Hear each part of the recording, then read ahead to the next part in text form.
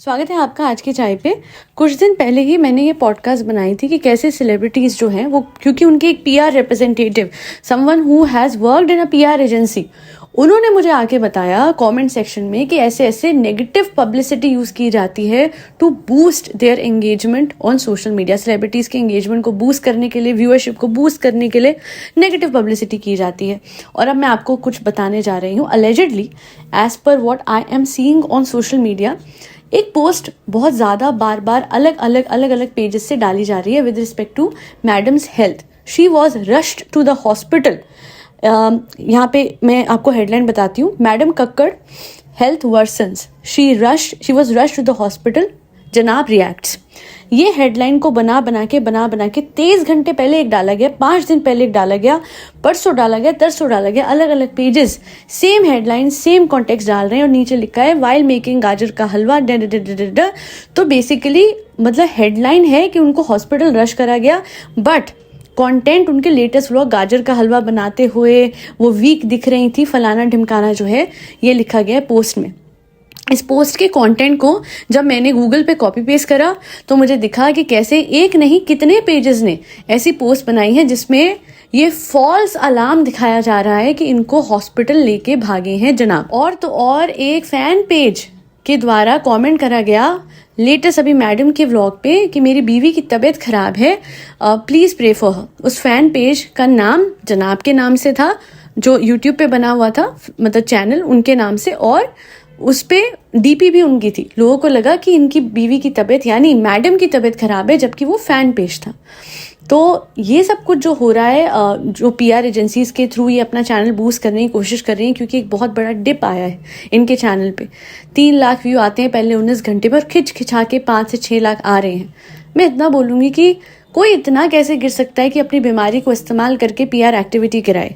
एक होती है नेगेटिव पब्लिसिटी कराना, अपने आप को बदनाम कराना। वो लोग भी मेरी नज़रों में कोई बहुत ऊंचे नहीं है ना।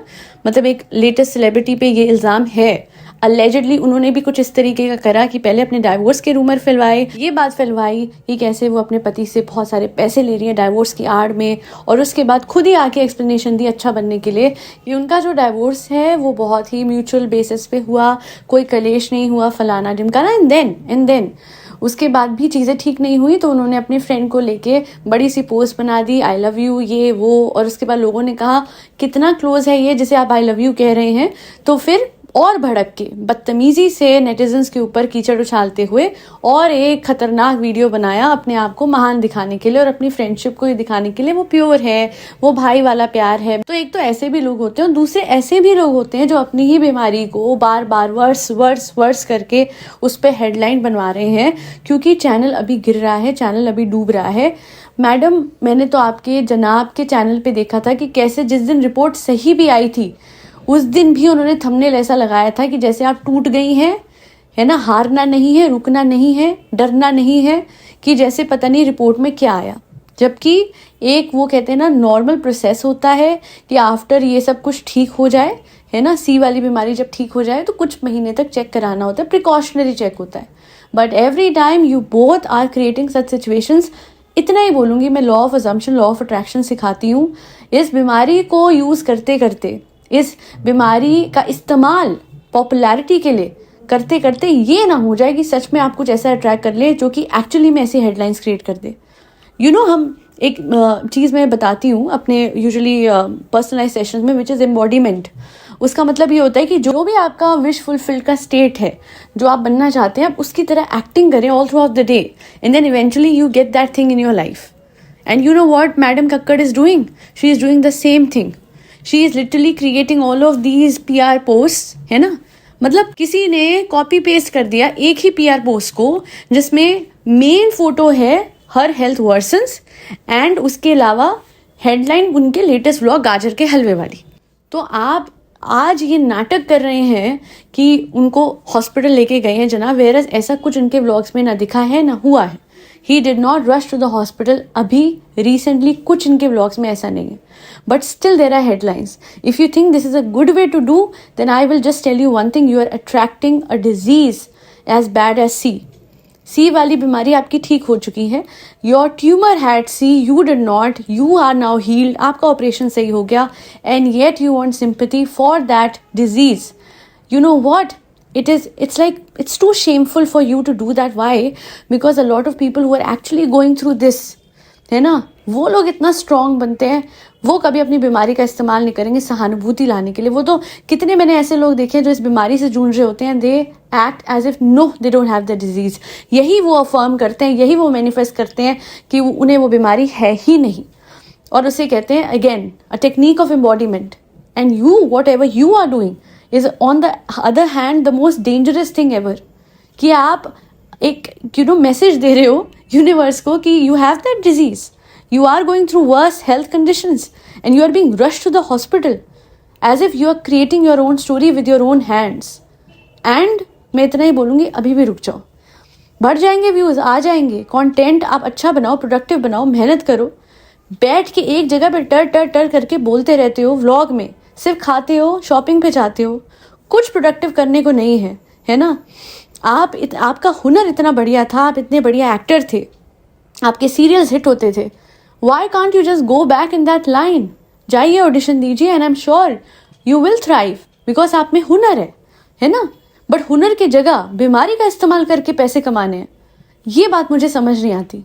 हाथ क्यों नहीं कांपते हैं ऐसा पीआर करवाने से पहले? दिल क्यों नहीं सहमता जब हम कहते हैं कि आप सही सलामत रहो जी? इवन तो हम आपको इतना पसंद नहीं करते हैं because of various reasons, still हम चाहते हैं कि आप अपने बच्चे के लिए सही सलामत रहो. तो हम ये कहते हैं कि जी आपकी बीमारी हमेशा, कभी आपको वो बीमारी ना हो और आप हमेशा ठीक रहो, आपकी हेल्थ हमेशा ठीक रहे.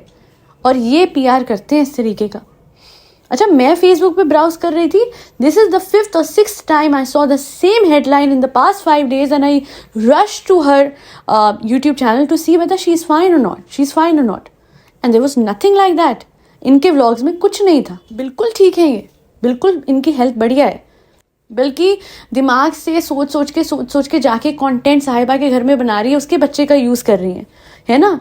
चलो वो सब फिर भी समझ आता है. बट माई पॉइंट इज़, ये क्या नया शुरू करा है कि एक औरत अपनी बीमारी को तरह तरीके के पीआर एक्टिविटी से उछलवा रही है कि उसको जाके उसके चैनल पे व्यूज़ मिले. अगर आपको व्यूज़ चाहिए तो ईमानदारी से लेके देखिए ना. थोड़ा टाइम लगेगा चैनल बूस्ट होने में, और बूस्ट हो जाएंगे. हमेशा दूसरों के थ्रू या तो व्यूज़ लिए या फिर अब सहानुभूति के थ्रू चाहिए. आपका बच्चा चला गया था, फरी बच्चा, उसके लिए आपने वीडियो रोते हुए जब बनाया था, उस दिन मुझे समझ नहीं आया था कि जब किसी का लॉस होता है तो कैमरे के सामने रोते हुए कैसे वो वीडियो बना के डाल सकता है, अपलोड कर सकता है. चलो जी, आपको न्यूज़ शेयर करनी थी, आपने व्लॉग उसका भी बना दिया, फाइन. एंड देन आपकी बहन की तबीयत खराब थी, उसे जाना था अस्पताल. याद होगा आप लोगों को जिस दिन बद्दुआएं दी थी इन्होंने सब औरतों को, औरतों तुम्हारे साथ ये होगा, तुम्हारे साथ वो होगा, है ना. उस दिन भी मुझे समझ नहीं आया था कि घर में कोई बीमार और इसे रिकॉर्डिंग की सूझ रही है. अरे यार, दे देना जवाब कमेंट सेक्शन में, लोगों को ले लेना व्यूज़. बहुत तरीके हैं, बट ये मत करो. बीमारियों को उछाल के उनका इस्तेमाल करके, ऑपरेशन वर्ड का आज तक इस्तेमाल करके, एंड फर्स्ट टाइम मैं ये कर रही हूँ ऑपरेशन के बाद, फर्स्ट टाइम मैं वो कर रही हूँ. अरे हो गया यार, महीनों बीत गए, घूम लिए फिर लिए, एंड स्टिल हेडलाइंस में ये आज भी अस्पताल में पड़ी है. How is that even happening? और अगर आप लोगों को देखना हो ना कि एक्चुअली मैं किस चीज़ की बात कर रही हूँ, स्क्रीनशॉट मैंने अपने कम्युनिटी पोस्ट में डाल दिया, जाके देख लीजिएगा. यहाँ वीडियो में नहीं मैं डाल सकती हूँ for some reason, community post में मैंने ऐड कर दिया है. बहरहाल आज के लिए नहीं. Thank you so much for listening to my podcast. आप चाहें तो मेरे AKC मिरेकल्स यानी मेरे सेकंड चैनल पे जा सकते हैं to learn law of attraction, law of assumption, to enhance your self concept. सब कुछ वहाँ पे है. And those who want my personalised session, most welcome. Mail me at akcmiracles@gmail.com and I will revert back. And हाँ जी, सब्लिमिनल्स भी मैं बनाती हूँ, तो आप मुझे मेल कीजिए and I will send you the details. फरी बच्चों को खाना खिलाते रहिए. बहुत जगह पे ठंड और बढ़ गई है, बारिश हुई है जिसकी वजह से, और स्नोफॉल तो हुई है. तो प्लीज़ आपके घर के आसपास जो फरी बच्चे हैं, आप उन्हें शेल्टर दीजिए, घर में रखिए, उनके लिए गर्म पानी रखिए पूरे दिन. मुझे पता है थोड़ा सा हैसल हो जाता है, पूरा दिन गर्म पानी बार बार रिप्लेस करके रखना, बट ये एक ऐसा काम है जो आप जहाँ पे थोड़ा एफर्ट ले लोगे ना, तो ऊपर वाला खुश होगा दिल से. क्योंकि ज़बान वालों की मदद बहुत लोग करते हैं, पर जब बेज़ुबानों की मदद आप करोगे ना, तो अलग ही ऊपर वाले की तरफ से कृपा बरसती है. और मैं फिर कहती हूँ कि ये मोटिव नहीं होना चाहिए कि हमारा कर्म अच्छा है जी, हम ऊपर वाले को इम्प्रेस कर रहे हैं. ये मोटिव होना चाहिए कि इस बेज़ुबान की भूख मिट रही है, कि इसे सहारा मिल रहा है, कि इसे ठंड से बचाया जा रहा है, कि उसको कोई समझ रहा है, जिसे समझना इतना आसान नहीं है क्योंकि उस पर ज़बान नहीं है। ठीक है, तो प्लीज़ ध्यान रखिए बेज़ुबानों का, जिसमें फरी बच्चे हैं, कैट्स और डॉग्स और गौमाता और बर्ड्स, जो भी हो सके। हम तो मोर भी आते हैं हमारे यहाँ पे, तो हम मोर को भी खाना खिलाते हैं। तो जो बच्चे आपकी तरफ आते हैं जिनकी ज़ुबान नहीं है ना, उनकी मदद कीजिए। और हाँ, ज़ुबान वाले जो इंसान हैं ऑफ कोर्स उनको भी तो मदद चाहिए, तो ब्लैंकेट बांटिए। जो भी गर्म कपड़ा आपके घर में है, इस टाइम ठंड बहुत बढ़ गई। कोई बच्चा आपको कहीं दिखता है ना ऐसा जो जिसका ऐसे आपको लग रहा है जी हाँ जी ज़रूरतमंद है, उसको जैकेट ज़रूर दीजिए। ठंड से बचाइए, बहुत ज़्यादा ठंड बढ़ गई है हर जगह। आज के लिए इतना ही। Thank you so much for listening to my podcast. जय श्री राम, राधे राधे, हरे कृष्णा।